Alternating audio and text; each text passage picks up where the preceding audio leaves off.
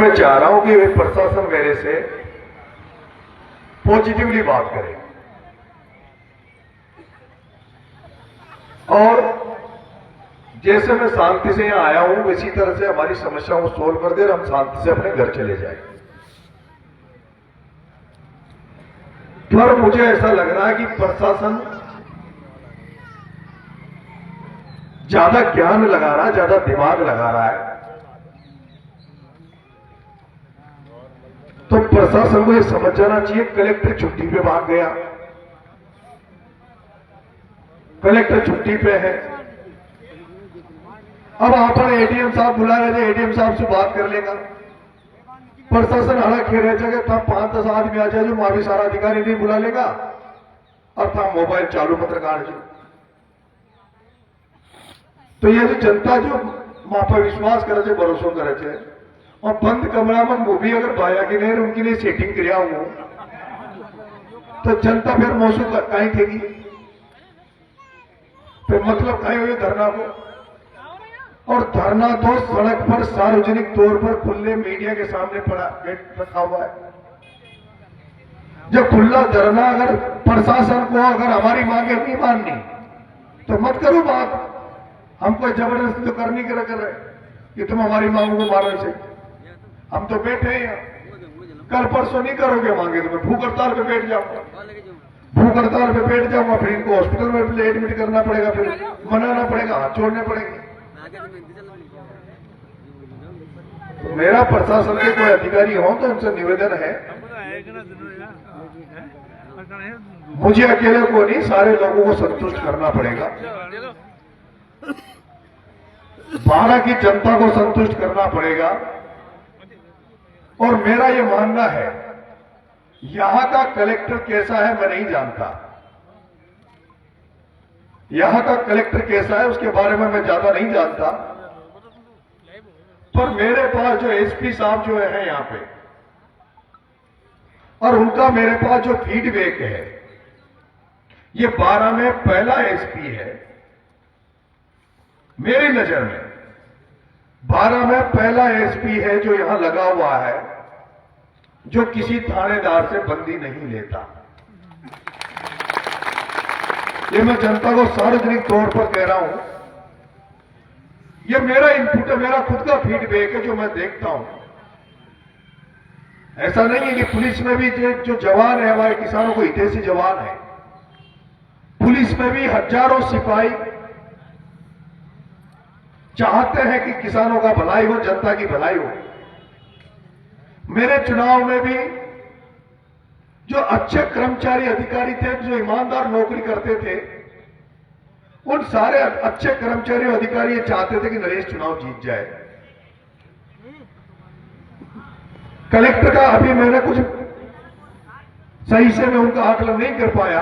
हां, इतना मुझे पता है कि वो वसुंधरा जी की दुष्यंत जो कहते हैं वो ज्यादा करते बताए, क्योंकि वो धौलपुर में इनके रिश्तेदार है, कहीं से उसको लेके इन्होंने यहां लगाया है। वो तोमर है, धौलपुर से है, तो उनको इन्होंने रिश्तेदार थे, तो रिश्तेदार के हिसाब से दुष्यंत सिंह के कई रिश्तेदार लगते होंगे तो उनको लगाया है। और उनका आकलन क्या है अभी मैं ज्यादा नहीं जानता, क्योंकि अभी तक मैंने बहुत से कलेक्टर देखे हैं राजस्थान में। एक कलेक्टर है टीना डाबी, एक लड़की है जो कलेक्टर है, उसकी बहन भी कलेक्टर है। टीना डाबी को मैं काम करते हुए देखता हूं तो देखता हूं कि वो ज्यादातर समय जनता के बीच में रहती है, जनता की समस्याओं को दूर करने का काम करती है। ऐसे बहुत सारे अफसर भी हैं। पुलिस डिपार्टमेंट में एक मरथुर कचावा जी है, एमएन दिनेश जी हैं, ऐसे बहुत अच्छे अच्छे अफसर हैं। लेकिन अगर यहां पर धरना देके बैठे हैं और वो जिला कलेक्टर अगर लाइव के माध्यम से सब चीजें देख रहा है, वो कहीं भी बैठा होगा, पर नरेश यहां बैठा है तो उसको भी नींद नहीं आ रही होगी, वो भी देख रहा होगा कि चल क्या रहा है, कितने लोग हैं, कितनी भीड़ है। और हो सकता है वो ये सोच रहा होगा कि कल से बैठा भीड़ तो इसके पास है ही नहीं। हो सकता है वो ये सोच रहा होगा कि भीड़ तो गोड़ चाहिए कहीं कर ले। तो कलेक्टर साहब भीड़ भीड़ तो मुद्दों गांव में क्यों हो ना, मोहबाड़ो बामला में कह दूंगा, कोटड़ी में कह दूंगा, नया गांव में कह दूंगा, और दे दूंगा ना चून को नो तो अगर ये दे दो ना चून को नो तो मैं कहीं जमाना एक दिन 1 घंटा 2 घंटा के लिए धरना छोड़ 5-7 गांव में चक्कर काट लानी पड़ोगे,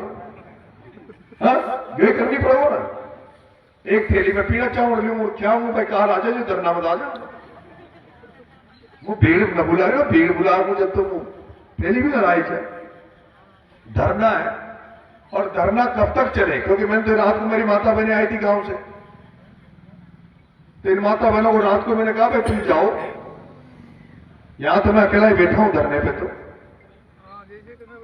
ये माता बहनें भी अभी आई, लेकिन मैं तो इनको भी कि भाई अब जल्दी से सर्दी, अभी शाम का टाइम है, सर्दी का समय, आप भी गांव चलो। यहां तो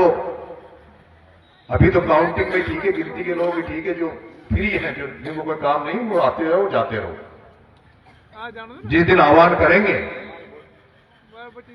करेंगे फिर बुलवाएंगे, हनुमान जी बेनीवाल साहब को बुलवा लेंगे, प्रधान साहब को बुलवा लेंगे। कल गुडा साहब से मेरी बात हुई, उन्होंने कहा कि 4 घंटे लगेंगे बाहर आने में।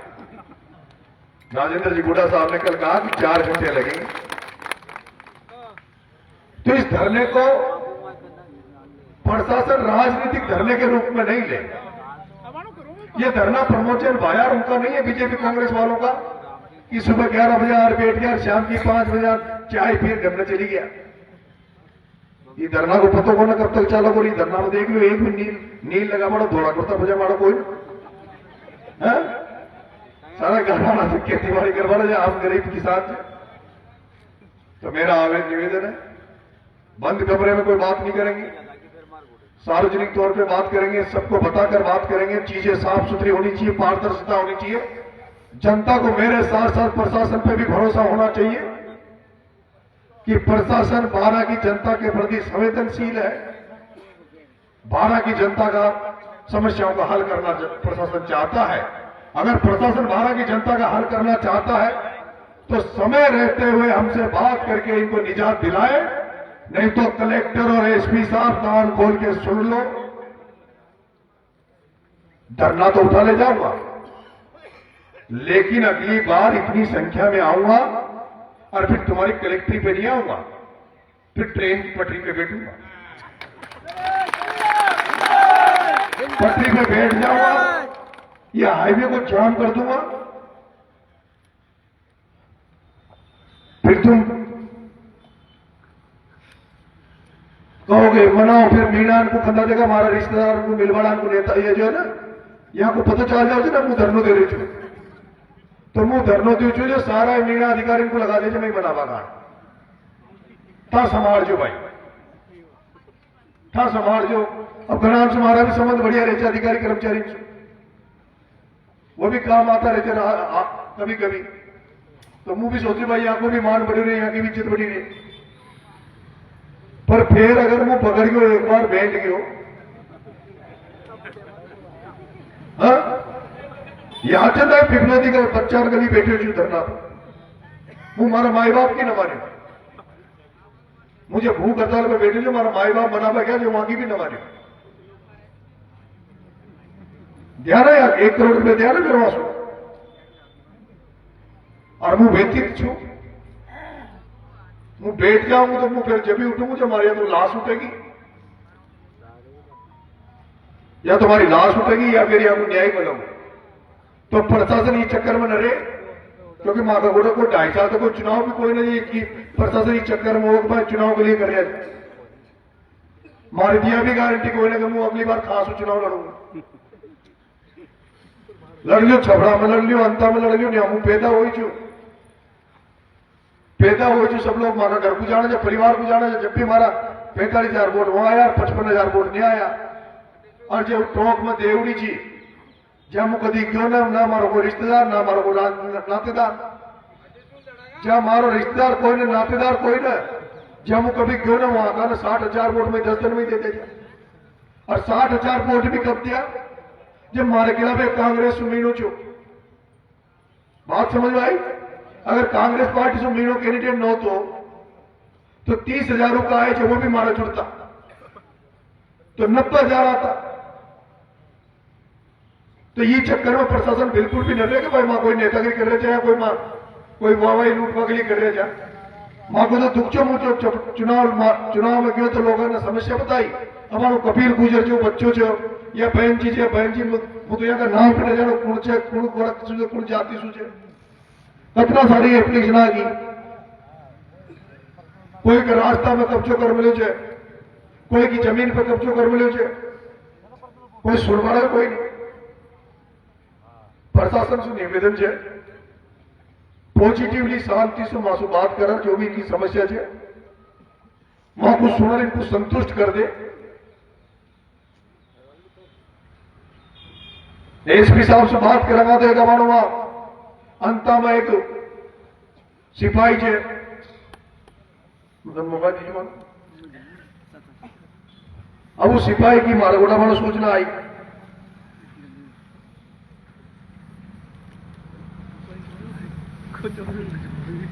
एक सिपाही है जिको नाम है वीरेंद्र। अंतर थाने में एक सिपाही वीरेंद्र जी की बैलेट नंबर है 744। वहां जो आपने रेत जब्ती करी और बजरी जब्ती करी टोलिया की टोलियां भर जो जब्ती कर ले छे यो वीरेंद्र सिपाही और वहां एक वहां कोई थानेदार है जो रेत जो इकट्ठी करी ना जो सिपाही थानेदार मतलब रात में रेत को बेचती पूरी थानेदार ने वीरेंद्र ने रेत ही बेच दी। अब वो जो बेचारो जी की ड्यूटी जी की थानेदार की दूसरा जो छोटो थानेदार रहे थे ना हेड कांस्टेबल होगा कोई अब वो की निगरानी में उन्होंने जो जब्त करी भाई अपनी टोली माल थारा अंडर में अब कोई दिन उसकी रिकवरी होगी कोई दिन जांच होगी तो वो हेड खांसू लाओगे जी भाई रहे तुम वो हेड ने थानेदार सुखी भाई थानेदार जी थाने गलत काम कर रहे थे रेत मुझ पे जो मुंह मार खांसू लाऊंगा तो वो डांट के साथ गलत करे। और यो वीरेंद्र नाथ को जो पहली कोई लाइन में लगाए बतायो पर यो पूरा काम केवल लूट मार को करे छे जनता को पीसा खून चूसवा काम करे छे थानेदार को उगा उगा पीसा थानेदार को दे छे। अब ये वीरेंद्र जैसे सिपाही मलत है खाना में एक दो मलत है जो कोई दारू अनाज पीसा उगाओ छे कोई सट्टा अनाज उगाओ छे कोई गांजा अनाज उगाओ छे कोई बेचारा का 151 में भी रिपोर्ट हो जाओ तो गांव में जाने ही ना मारते 151 रिपोर्ट होगी जो वो ईमा का सिपाही जाओ छे बाया तो मतलब 307 लाख को तई तो अपना तम जेल में होगी पीसा देते फिर पीसा ले ले छे फिर पीसा लिया बाद में कहते छे मन तू बचा जो तो ये 151 में बंद कर अब तारा ज्यादा केस नहीं लगाऊंगा तो ये 151 में एक दिन में जमा कर। अरे थारा केस ही 151 छो मारा बाप केस 151 छो पर 307 को धमका तारा दोषियों उगीर तार तू तो मर गयो तो वो बचा लू कहीं 10-20 हजार 5-10 हजार रुपया दे दीजिए तो अशय भी खड़ा लाग रहे। पर हमें खुशी है कि अभी जो पता लगा मैं जो इनपुट है मैंने चुनाव में भी देखा कि चुनाव में भी बारा का प्रशासन पूरी तरह से मेरे साथ मुझे कहीं नहीं लगा भेदभाव हुआ। लेकिन ये जो कलेक्टर है कलेक्टर की मनसा बसा कशा हो जाए तो वो जो पीसा पकड़ा जाए वो पीसा बांटता हुआ जो पकड़ा जाए वह अब तक कलेक्टर साहब ने सार्वजनिक करना करिया क्योंकि चुनाव निर्वाचन अधिकारी से कलेक्टर साहब खुशी गाड़ी में पकड़ा गया कुड़का पीसा जा कुशा गांव में बांटवा जा रहा था वो पीसा को पता नहीं चाहिए 12 जिला की जनता को उनको पता नहीं चाहिए भाई प्रमोचन भाया का पीसा अच्छा प्रमोचन भाया का आदमी बांट रहा था तो ये जनता को पता तो लगा ना भाई पीसा बांट चुनाव जीते छो। हमारा मन है कि काल में एक मीडिया में देख ली जो वो भाया से पूछी वो एमएलए की शपथ लेगा कि वो पूछे बोलबो तो कहीं आवे ही ना वो भाया को बोलबो ना होता है कोई भी पूछे थे ना टीवी वाला भाया जी आप पे आरोप लग रहे हैं कि आपने पैसे की दम पर चुनाव जीता है क्या भाई जी आप बताओ आप पर आरोप लगे तो मारना वाले में तो जोर आओ हाँ वो तो बीजेपी वाले आरोप लगाते रहते हैं ऐसे आरोप तो मेरे पे हमेशा लगते रहते हैं लेकिन जनता ने मुझे जिता दिया। अब जनता ने न जिता दो मारा भाई तारा 20-20 हजार रुपया वोट में जिता दियो जनता तो 54,000 वोट ईमानदार वोट दे तुम्हें दे गया। अब जी जनता का बेचारा का खामा का दाना कोई ना जो बेचारा नरेगा में 150-300 रुपया में गड्ढा खोदे छे अब 150-300 रुपया में गड्ढा खोदे छे और ऊपर 1,000 कोई भाया को दलाल 1000 चले गए 20,000 रुपया तेरे तो आपने तो 12 आड़ती में कहीं हाड़ोती में तो 4.5 साल तो बात करे छे, अरे वोट को टेम आवजे तो सोचे छे अरे टपकी तो लगानी छे, भाया को दे दिया मत पीसा, लेकिन उनको नुकसान कितना हो रही है ये बात को न समझे, पर समझेगा भगवान करो कभी न कभी तो अकेला होगी, आज ने तो काल आओगी, घना सारा अब जाग गया, जाग तो रहे धीरे धीरे जागेगा, एक दिन में भी सब कुछ न होगा। लड़ाई लंबी लड़नी पड़े थे, मारला जो काम करे वहां से क्यों जो, क्योंकि शिबू सोरेन जिसका मैं उदाहरण देता हूं, वो शिबू सोरेन ने तो 45 साल तक लड़ता रहा, 45 साल तक लड़ता रहा। उसके जो आंदोलन हुए उन आंदोलनों में 10-10 आदमी मर गया गोली से, पुलिस की गोलियां से, फिर भी लड़ते रहे, 2 बार वो मार दो बच गयो, तो लंबी लड़ाई लड़नी पड़ेगी। इसलिए मेरा निवेदन है प्रशासन से कि पॉजिटिव ले ले और जो भी इनकी समस्या उसको दूर करे। बंटी किसी से बात करने की जरूरत नहीं है, जो भी डिप्टी विप्टी आ जाएंगे मेरे से बात करेंगे, बीच में कोई भी आप मेरे साथ वाला कोई भी अधिकारी से बात नहीं करेगा। जिस अधिकारी को बात करनी होगी यहां बैठा हूं धरने पे, जो भी वार्ता होगी जो भी बात होगी इसी धरने पे होगी, यहां पर आकर बात करेगा कोई भी अधिकारी, जवाब देना पड़ेगा यहां पर। आए जल काल पर उधर वो भजनलाल ने मुझे टोंक में जेड़ में जो लोगों ने घोषणा कर दी कि नरेश मीणा को छुटावा के लिए चालो जयपुर। रिपोर्ट आई पुलिस को 4.5 लाख से 5 लाख आदमी जयपुर को घेरेगा साहब। आईबी ने रिपोर्ट दी कि साहब आदमी मर भी सके छे, लाखों आदमी आवा, गुस्सा में आवा, जोश में आवा, लोग मर सके थे। भजनलाल की बीपी बढ़ गई, भजनलाल ने किया इनको मनाओ किसान किसान, कलेक्टर सुन लो, कलेक्टर कान खोल और मुंह बता रही काम की बात। वो भजनलाल की बीपी बढ़ा दी थी नरेश ने, और जब तुम जेड़ बचो, जब तुम जेड़ बचो बीपी बढ़ गई। मुंह तो चाहे तो जेड़ में अगर भगवान करे शो आंदोलन हो तो सरकारी नंबर जाओ, पर लारा का कमजोर जा, लारा का कमजोर जा। पिताजी तरफ गया, पिताजी बोला कि छोड़ो तो यार जेल में 6 हजार पता और मर जाओ और कलंक लाग जाओ, चली गया बात करना। लेकिन गलती जी, एक दो बड़ा नेताओं से अगर सलाह ले लेता और सलाह ले लेता, लिखा पढ़ी हो जाती, टेबल पर बात होती, टीवी में आती तो फायदा होता। पर भजनलाल ने कह दी कि सरपंच साहब चुप कर सो आजो, नहीं तो कोई बीजेपी में भी खड़ा नेता हमारे खिलाफ पीछे वहीं तोल पड़ जाओगे तो अपना समझौता फेल कर देगा। जिसे नियामी वाई हो रही है, नियामी कलेक्टर को खिरी होगी, वसुंधरा दुष्यंत फोन कर रही हो, बाया को जुगाड़ हो लोगों को तो बायो कर रहे हो, बायो बाप बिरलो बैठे हो बिरलो कर रहे हो, 21 मरती जो नहीं का नंबर बढ़ जाओगा। लड़ाई नंबर नेतागिरी में लड़ाई नंबर काल धरनो तो आपने दियो, और नंबर लेवा के कारण ललित भी लिख रहे हो, बायो भी लिख रहे हो, और भी लिख रहे हो, माना दवाई जो खाद खाद दवा दो तो अभी आपको न्याय भी दवा दो बच्चे ये तो या बच्ची बेटी जी की जो 10 बीघा जमीन कुछ खा गयो, वो डीलर तो खुद एमएलए कोई आदमी बताए ललित कोई। तो जो भी बात होगी यहां होगी। अभी तो 1-2 दिन तो और कर्मी अनशन चलाएगी, धरना चलाएगी, और अगर जरूरत पड़ी तो खाली हाथ यहां से नहीं जाऊंगा, खाली हाथ यहां से नहीं जाऊंगा। जरूरत पड़ी तो आमरण अनशन यहीं से करूंगा स्टार्ट, इसी जगह भूख हड़ताल में बैठूंगा। लेकिन अभी सोच रहा हूं कि अभी वैसे ही प्रशासन पॉजिटिवली बात करके शांति से आंदोलन को खत्म करवाए।